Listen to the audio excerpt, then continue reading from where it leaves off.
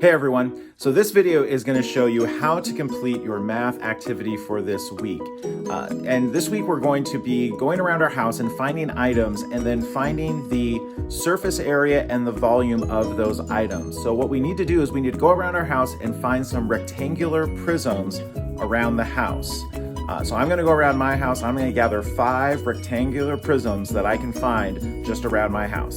All right, so I went around my house and I found 5 different rectangular prisms. So you can see I've got a cereal box, I've got a puzzle box, a game box, a book, and a case with something in it. I think it's got barbecue tools that I got for Father's Day one year.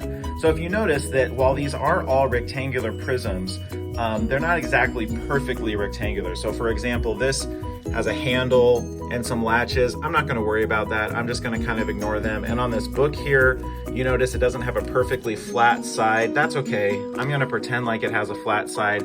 So find the 5 items that you're going to use to measure the surface area and the volume of. Now, we're going to need to measure these items, so you're going to have to find some tools around your house that you have access to measure. Now, you might have a regular ruler like we have in class, and you could just use that to measure. You might have a measuring tape like this. You might have a measuring tape that looks like this. You might have something kind of odd, like something like this. Maybe you find around your house, but if you notice, it does have measurements on it, so I could use this to measure if that's the only thing that I had. And finally, if you don't have any of these items to use to measure, you can go and use your math notebook. And the way you would do this is if you go to one of the pages that has graph paper, each of these little squares is exactly a 1/4 inch, which means 4 of them is 1 whole inch. So if you go like this and you mark every 4 squares and put a number, you will end up with a 10-inch ruler using your math notebook. So be creative and figure out a way that you can measure your items, and then you're going to go ahead and measure the length, width, and height of each of your items. So now that we found all our measurements, we're going to come in here and we are going to record all of our measurements and then find the surface area and the volume. So I'm going to go into the file that you've already copied to your own Google Drive and put your name on.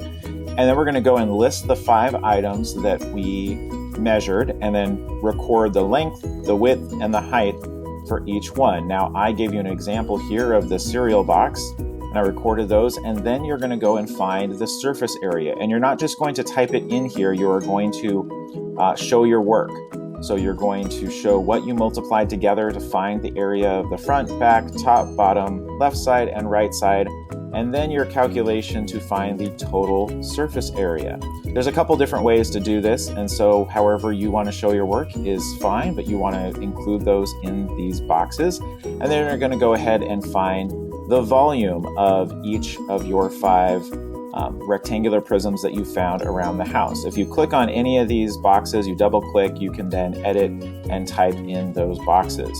If you forgot at all how to find surface area or volume, we put the notes right here in this document, so you can just scroll down and have a look and remind yourself how to find the surface area and the volume of each of the rectangular prisms that you found around your house. And that's it. That's not too bad, right? So have some fun with it, enjoy it. If you want an extra challenge, you could go and find some really big rectangular prisms, like maybe your refrigerator or a microwave or a dresser or something really big, and that'd be really fun to find the surface area of something really big like that. But whatever you choose, have fun, enjoy, show your work, and make sure you get it turned in by Friday.